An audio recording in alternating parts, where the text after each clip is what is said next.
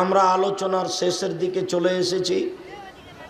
আর দুইটা হাদিস আছে, এইটা একটা আর পরে আর একটা বলছি। উপস্থিত বৈঠকের মুসলিম বোন, দেখেন তো এই কথাটা আপনি মনে রাখতে পারেন কি না।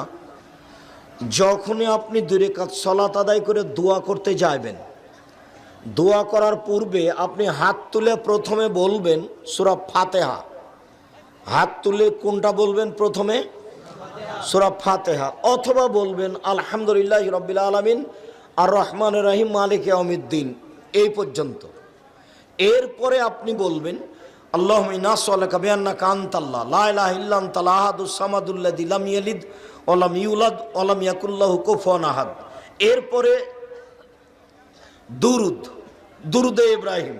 এরপরে আপনি আপনারটা বলবেন, কি প্রয়োজন যেটা বলবেন সেটাই কবুল হবে, যেটা বলবেন সেটাই কবুল হবেন। আরেকটা, রাসূল সাল্লাল্লাহু আলাইহি সাল্লাম বলেন দাওয়াত জিন্নুনে এজাদা রাব্বাহু, মাছ আল্লাহর দোয়া। যখন ইউনূস আলাইহিস সালাম মাছের পেটে দোয়া করলেন, মাছ আল্লাহর দোয়া, যখন ইউনূস আলাইহিস সালাম মাছের পেটে বললেন, তিনি বললেন লা ইলাহা ইল্লা আনতা সুবহানাকা ইন্নী কুনতু মিনাজ জালিমিন।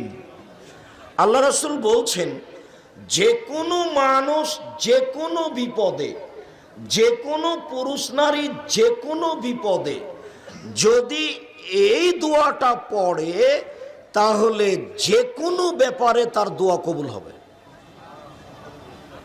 এইটা আপনি আগে বলবেন, তারপর আপনি আপনার প্রয়োজনটা বলবেন, ইনশাল্লাহ কবুল হবে। এই কথা মুহাম্মদ সাল্লাল্লাহু আলাইহি সাল্লাম বলেন। তবে